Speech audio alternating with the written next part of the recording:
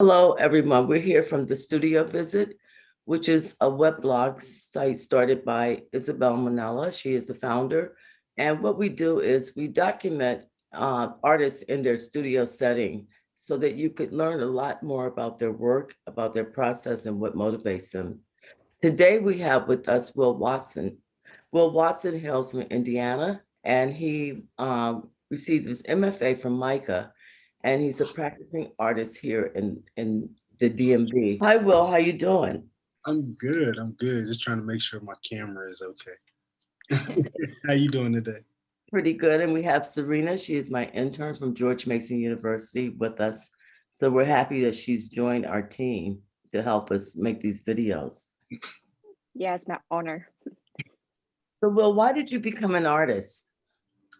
Oh man, because I'm crazy. No, I'm joking. You know, I often I often revert back to a story of my childhood. I think many people probably have similar stories, but mine involved like cartoons. I was trying to, as a child, trying to draw a Batman, and I just remember the story very vividly. Sitting there trying to draw Batman, and I got upset because after so many attempts, I kept failing.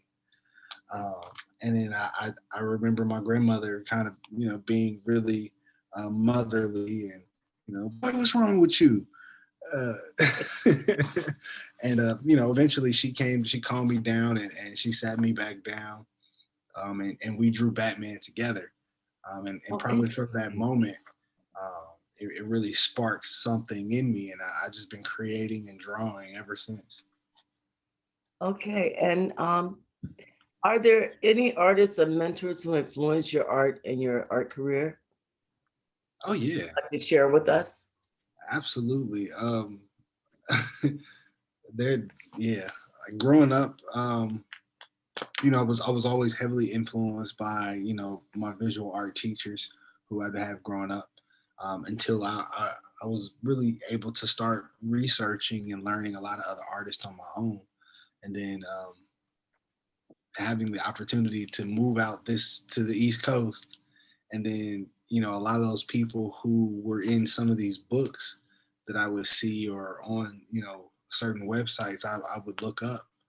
Um, I then and now have somewhat access to, because these people, they're just people and just in the world just like Mhm, I am. mhm. So I've been very fortunate to meet people like Amy Sherrill and Derek Adams, and Ernest Shaw here in Baltimore is a big Mhm. big mentor, big friend. Um, I haven't met like a Kerry James Marshall yet, but I really hope to meet him one day. Um, I'm a big Faith Ringgold fan. Um, you know, I, there's the list could probably go on forever. Of Mhm. you know, So can you describe your practice for us? Tell us about your practice. I'm a mixed media painter, Mhm. primarily oil paints. I like to use spray paint. Um, I like to use oil sticks, because drawing has always been a big part of my practice. But being able to actually paint and draw kind of simultaneously uh, has been interesting as far Mhm. as Mhm. a cool way to work.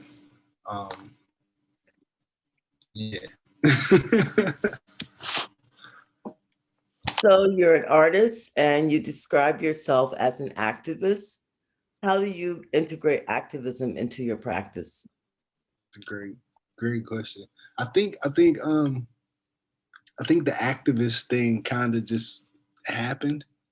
I think people started to maybe just notice uh, maybe work that I may have been doing in the community, or even tough subjects that I may have been even covering in some of my pieces. But I didn't initially set out to be an activist. I think that's just something that kind of just came with the territory. Um, but I like to have that opportunity to share something within the work, because if the work has an audience, it has an opportunity to reach a certain type of, it has an opportunity to reach people. Um, and if I can use that work to say some things that could inspire, infuriate, or even be a catalyst for some sort of positive change, then yeah. That's good. So you're a figurative painter and a muralist. But before we get to that, I know while you were attending MICA that you had the opportunity to go to Italy. So can you tell the audience a bit about that experience? Oh, Italy was life changing. Um, I've often, kind of joked and said it was an opportunity for me to see like real painting, like painting in real life, um, because a lot of the old masters that we studied growing up, um, kind of came from that area. So I got a chance to see a lot of those paintings that I only ever saw in books or horrible slideshows from high school and undergrad. Mm-hmm, mm-hmm, mm-hmm. And to actually get over there and see some of that stuff, I finally had like, and I'll say finally, like it was something I was achieving or setting out to do, but I had that kind of visceral moment where you're in front of a painting and all of a sudden your allergies flare up and tears just start flowing down your face and you don't even so That's how it made you feel. yeah, so it was yeah, Italy, I can't wait to go back. I How can't long wait. were you there, and what kind of work did you do while you were there? I was there for about 3 weeks, and it was a study abroad trip with Micah. um, I was, I think, maybe the only graduate student who went on that trip. Mm. um, but it was it was just a perfect opportunity. One, it gave me um, like more than enough credits that I needed, like liberal arts credits that I needed, um, you know, as like a graduation requirement anyway. Mm-hmm. And it freed up my entire second year to, kind of focus mostly on painting. But it gave me just an opportunity to see something and to be in a different country, which is, you got. I recommend it for any and everybody who hadn't done it. Got go somewhere and look at the artwork there. So did you make work there while you were there? I didn't really make work there. I stayed in my sketchbook a little bit, and Mm-hmm. I found a way to buy. I had to find. I wanted to find an art supply store in Italy, and I made this very intentional. I wanted to find an art supply store in Italy. I wanted to buy supplies from Italy to create, and I made a few small paintings and drawings in my sketchbook. That's good. A few, a few sketches that are like actually tying into a lot of the work that I'm doing right now. That was going to be my next question. Are you using it now in your work? Yeah, some of that stuff is actually like really coming out right now. Mm-hmm. It's almost like a little light bulb. It's finally just kind of like, and everything's starting to kind of click. Well, tell me, I know that you do murals. You're a muralist as well as a painter on canvas. How do the processes differ? And then tell me, I know that that's what you were doing during the pandemic last year. You were painting murals. Yeah, that was my saving grace. The art world got scary for a small second. It's still very scary, but yeah, I was painting murals. I want to paint more murals. I want You to like paint. it, huh? I enjoy painting on that grand scale.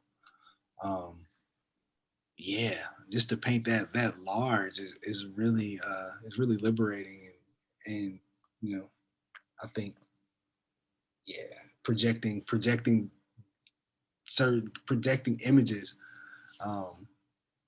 that large, I think So has a great, how great. does it differ than when you paint on a canvas in your studio in terms of your process? I mean, how do you start? I think the biggest difference is a lot of my work on canvas is real textural. Uh, Mm-hmm. you can really, I really enjoy seeing the medium, seeing the paint. So I don't really, sometimes a lot of like flat paintings, they look really nice and pretty, but I really enjoy seeing like the thickness build up of like, I want to see some like brush hair sometimes. So the biggest difference to me is that. Um, Do you work in oil or acrylic in your studio? I work in oil in my studio. Okay.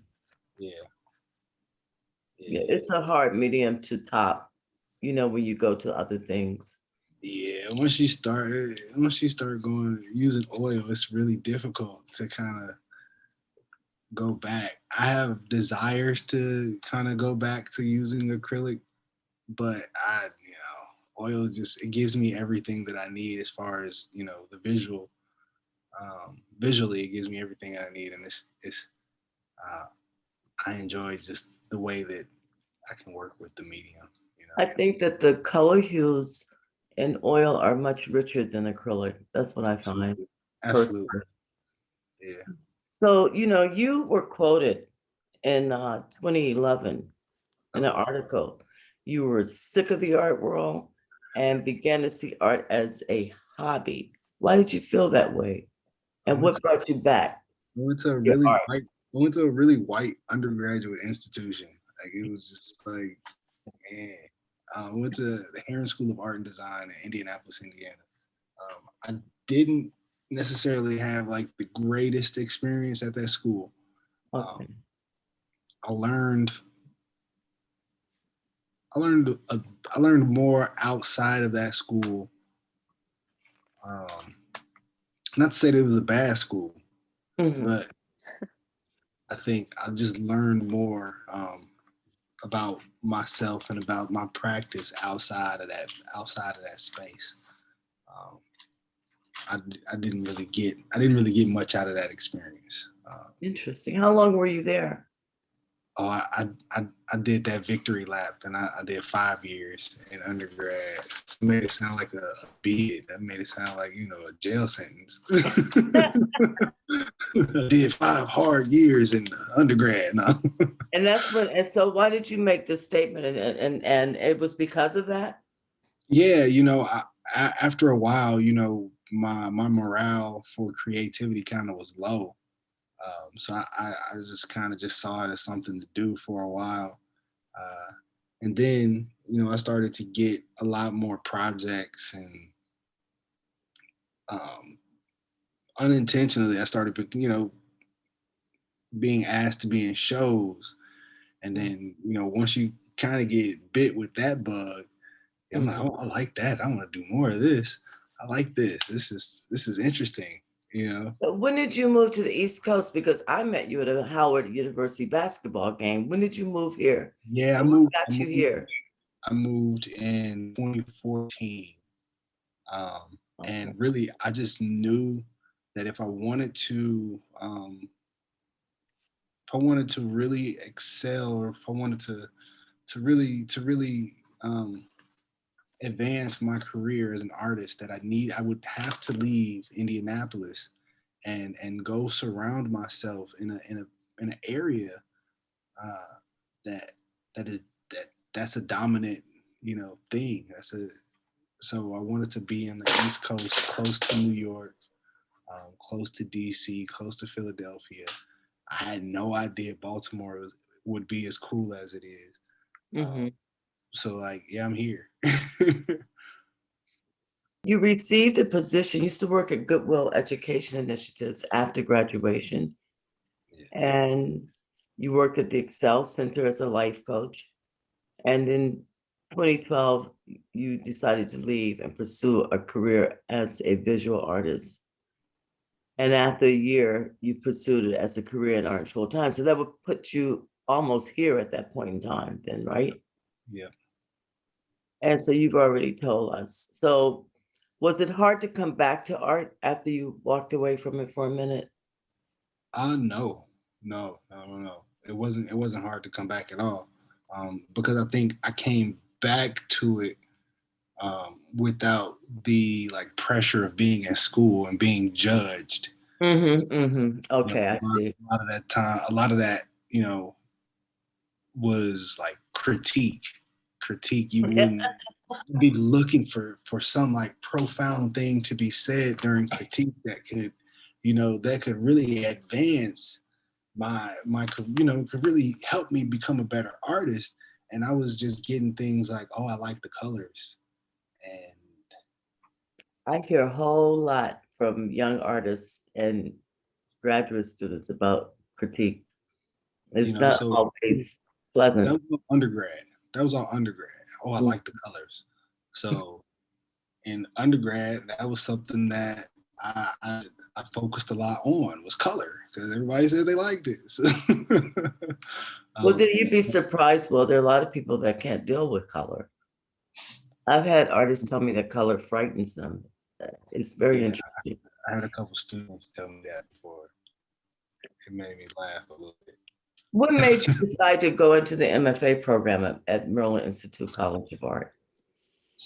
So I had like a really cool night in DC where I was just hanging out with like all of these like superstar artists. Now I won't say like they are pretty like big in their own right.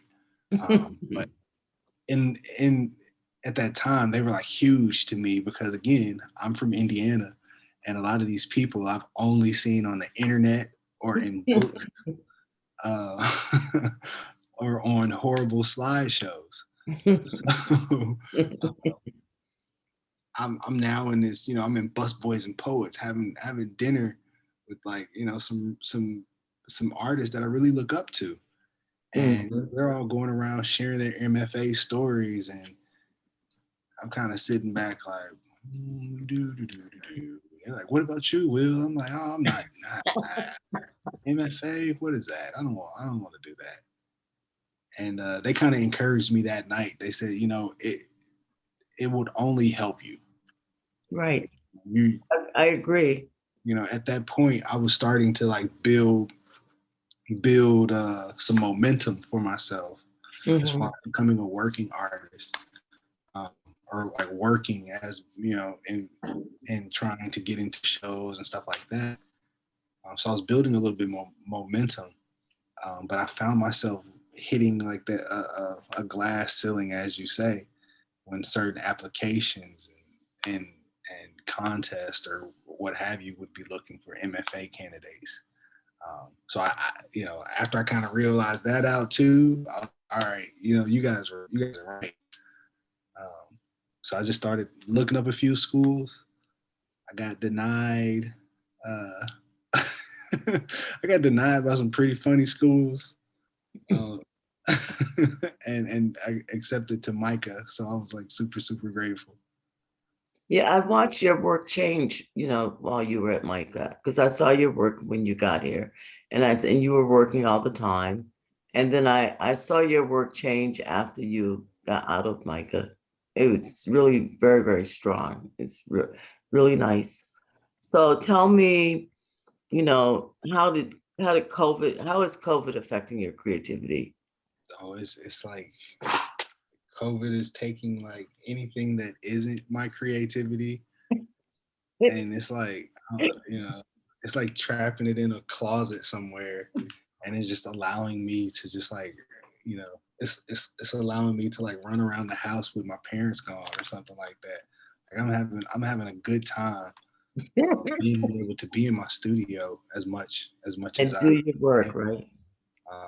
and just work, you Yeah. know, because I don't necessarily have to be around a whole bunch of people. It's mostly just me and my You can puppet. think.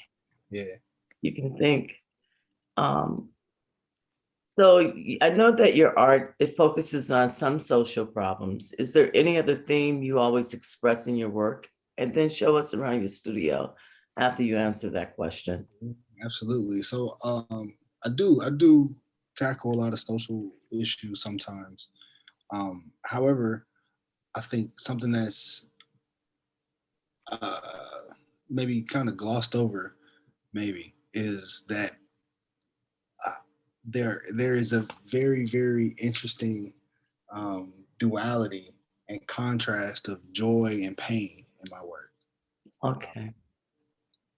Something within the African American experience, the Black experience, as non-monolithic as it is, one thing that we all know and all have experienced in this is pain. So Mhm. we share that experience, and we share a lot of other personal joyous experiences that, kind of look the same too. We enjoy a lot of the same things, and if we don't, we can have we have an appreciation, um, Mhm. because Mhm. because of the respect for our culture. Mhm. Mhm. So that's what's kind of going on right now. Um, Well, show us what you're working on, what you're willing and to share with us in your studio. and I know since the last time we talked, we kind of I kind of moved a lot of things around, and maybe even some it's some new space on the wall now. Well, talk about that work that's directly behind you. You talked about that before, those portraits that are the ones that you said are the newest one. Over here, this one is Mhm. called "Can I Live." It was a piece that I did last year. Um, I I was really inspired by this photograph I saw in the protesters. From this was like I think it was an image from maybe like 2015. Oh, okay.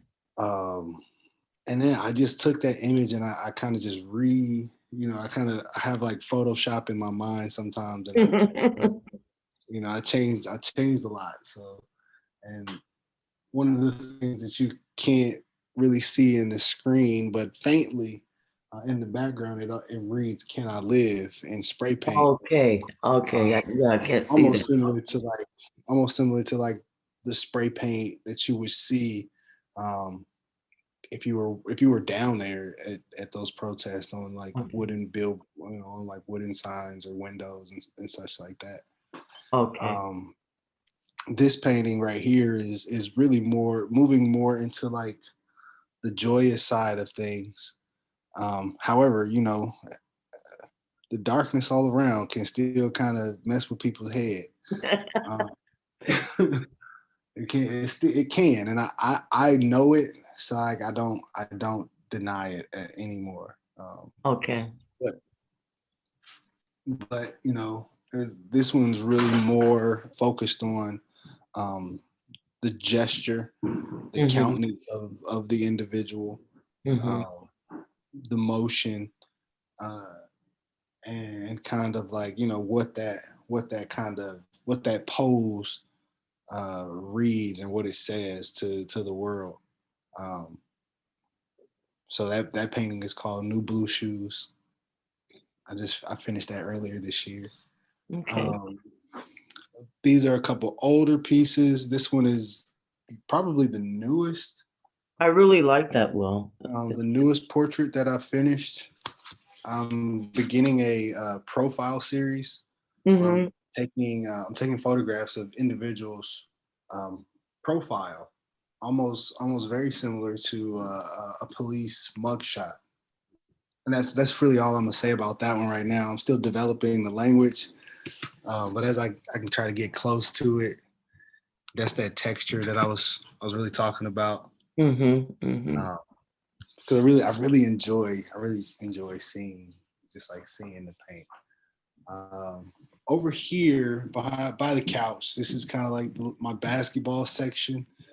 Um, I'm working through this series using the basketball as a kind of my narrative trope or my subject.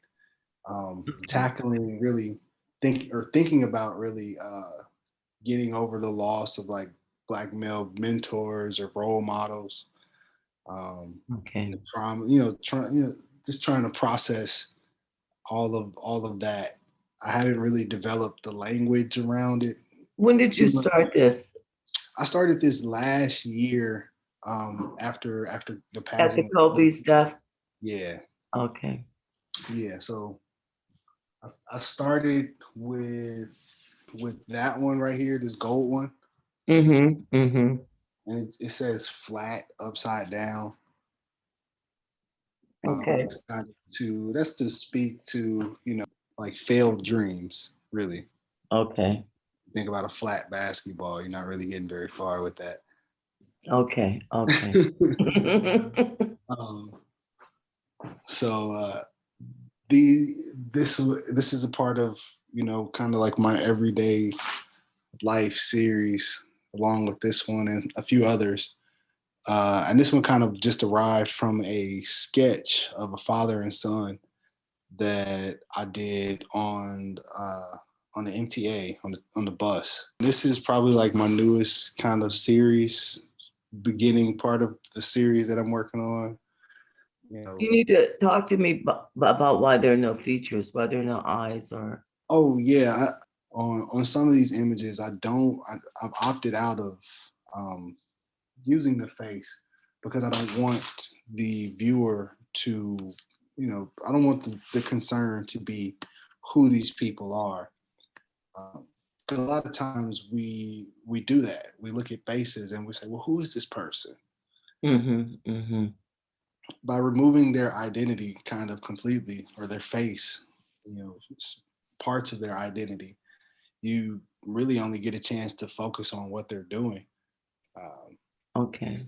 So because this is more about what's actually happening in the pictures, I want to remove that crutch away really from the viewer and give you a little bit more mystery and kind of more to study and more to look into. So it's like you removed the gaze. Yeah. That's And again, it doesn't happen all the time. I think more I've never seen that with your work, but more that is happening. Like the eyes are becoming like closed. okay. Yeah, I've done. Yeah, that's probably about it. And I got this big one on the floor that I'm about to gesso. So what are your goals for the next 5 years? Get paid? No. No, we can joke about it, but I So you really have would to like get to. paid. I really would like to see more financial success from my work. Okay, That is a major goal. okay. However, artistically, I hope I hope to gain representation, like within the next 5 years. Okay. Gallery representation would, I believe, at this point would probably benefit my life, benefit my lifestyle, Mm-hmm, benefit, mm-hmm, my making. mm-hmm, Um, mm-hmm. so I'll continue to just work and work towards that.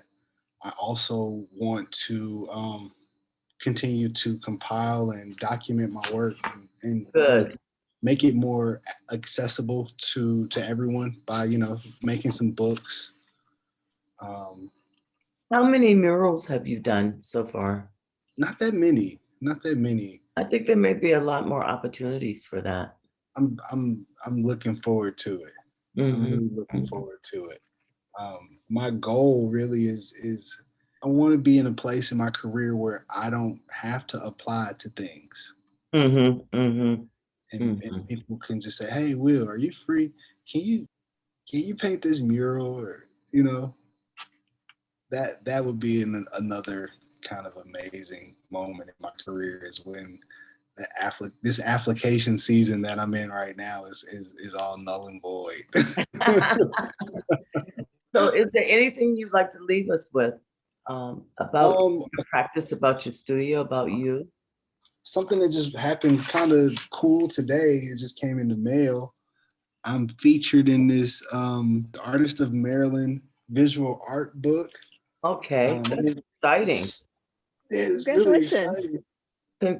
Congratulations. I'm on page 12. Oh, let me see your page. I'm on Oh, page that's 12. lovely. This is my painting, Darker Than Blue. It's really also really cool is I'm on the same page as Latoya Hobbs. Oh, that's nice. That's And nice. this is like really kind of cool and special. Latoya, I was her graduate teaching intern for like Oh, okay. the entire time I was at Micah because I didn't want to work with anybody else. That's congratulations. Thank you, thank you. Well, I'm we super would proud. like to thank you for giving us an opportunity to talk with you and inviting us into your studio and letting us see what you're working on. Oh, A thanks for lot, having a lot of artists don't do that, but we're really happy that you gave us that and allowed us to document you me. Yeah, thanks for for the studio visit. having me. Okay, well, you have to continue to have a good evening, okay? You too. Thank you so much. Talk to you all soon. Thank you. Okay. Thank you.